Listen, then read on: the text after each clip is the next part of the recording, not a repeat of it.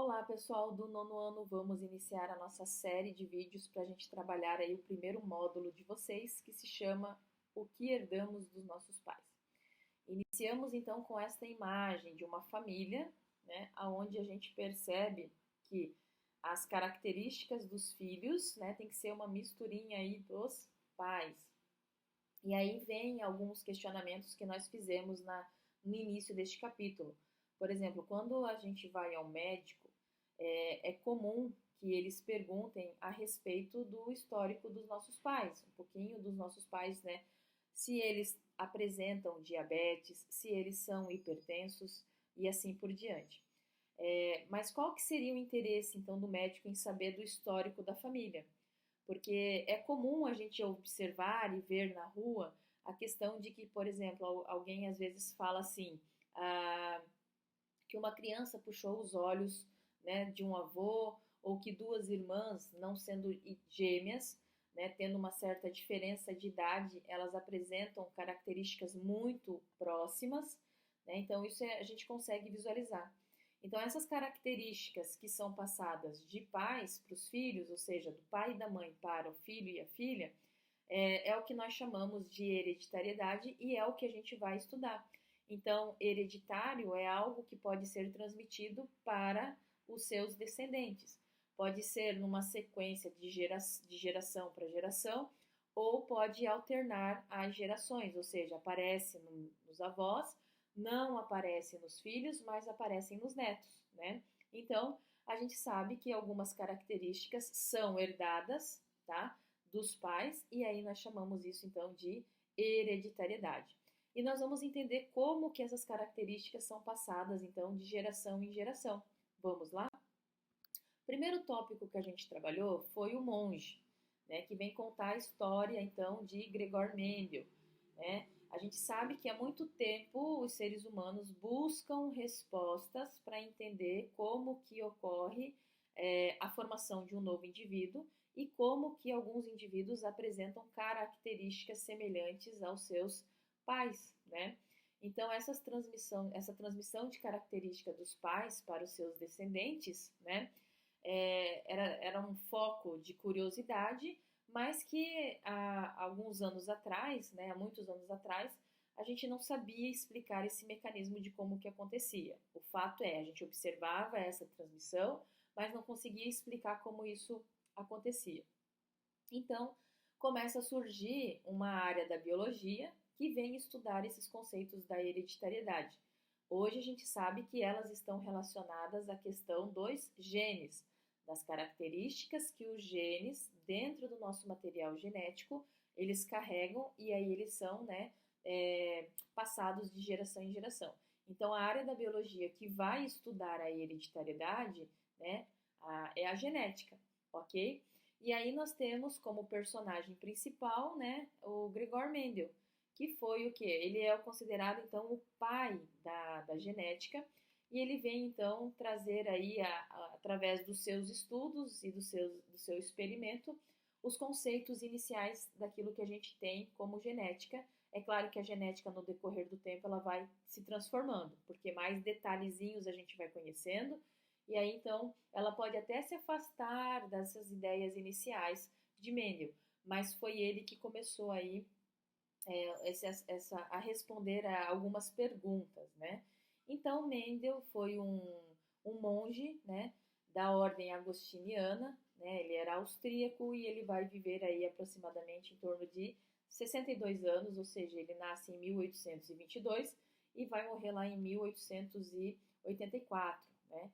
Ele, antes de entrar, né, pro mosteiro, para a ordem religiosa, ele gostava de estudar, ele já tinha certos conhecimentos, por exemplo, na área da teologia, na área da filosofia, da história natural, já tinha cursos na área da agricultura, né? E a ordem que ele escolhe para seguir é uma ordem que se dedicava ao ensino e à pesquisa, né? Então, vai fazer com que ele também, então, entrando nesta ordem, vá continuar os seus estudos. Então, ele vai para a universidade, em Viena, e ele vai, então, aprofundar seu conhecimento na área da zoologia, na área da botânica, na área da física, na área da matemática, que isso aí vai dar então a base para os seus estudos posteriores, né?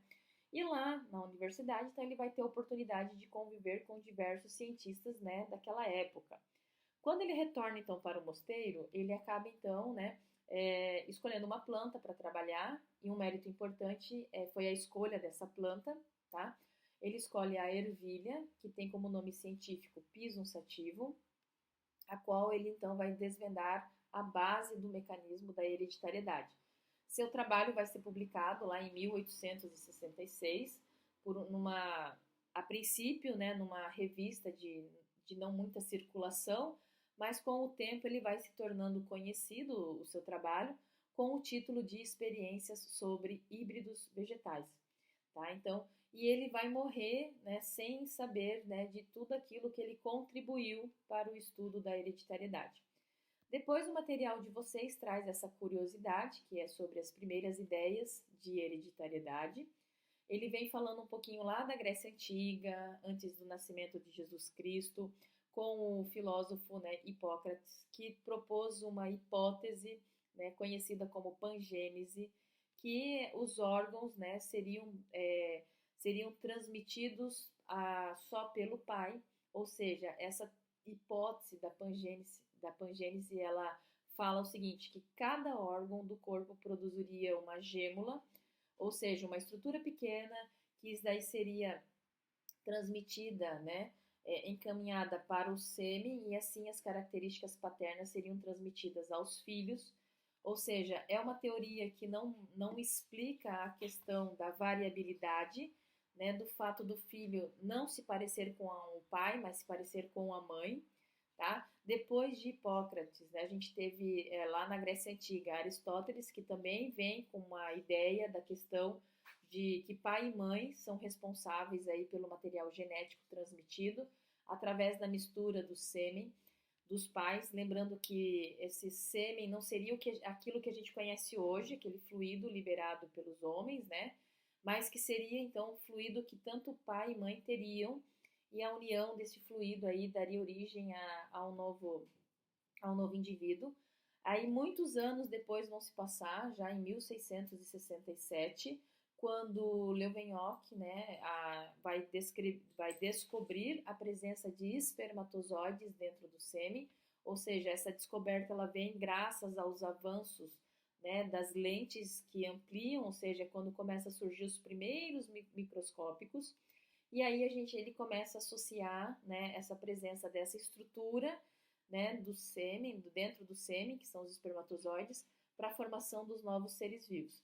Depois, ainda passando-se aí mais de 150 anos, nós temos o século XIX, que é lá pelos anos de 1800 e bolinha, quando os avanços da área da microscopia, né, vão começar também a descobrir não só os espermatozoides, mas também os óvulos, e aí o estudo da união, né, ou seja, da fecundação dessas duas estruturas para a origem de novos indivíduos, né? Então, isso tudo vai sendo de forma progressiva esse conhecimento.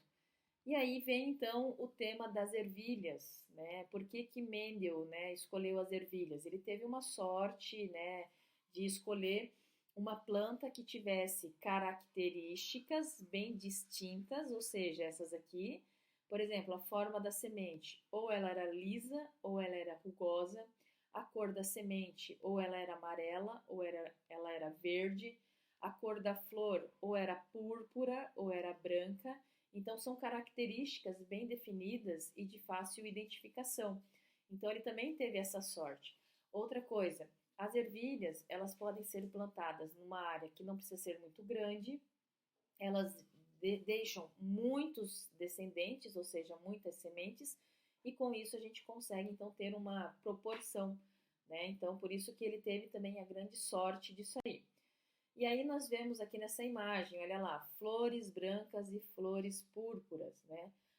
Uma característica dessas plantas é que elas apresentam uma autofecundação, ou seja, as flores são fechadas, então o próprio grão de pólen que é produzido naquela flor fecunda essa mesma flor.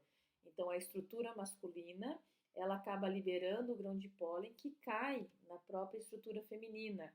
Tá? Então, ela apresenta uma autopolinização, né? Então ela acaba, né, gerando sempre linhagens puras, ou seja, né, através da autofecundação, plantas com flores púrpuras vão sempre gerar plantas com flores púrpuras e plantas com flores brancas vão sempre gerar flores brancas. Ou plantas que sempre geram sementes amarelas vão gerar sempre sementes amarelas. Plantas que geram semente verdes vão gerar sempre plantas com semente verdes. Isso aí a gente chama de linhagem pura, então isso foi importante, né? Então, o que eu queria falar nesse primeiro momento, nessa introdução, era isso. Vou aguardar vocês aí nos próximos vídeos para a gente poder dar continuidade na teoria do material de vocês. Ok, pessoal? Até daqui a pouco.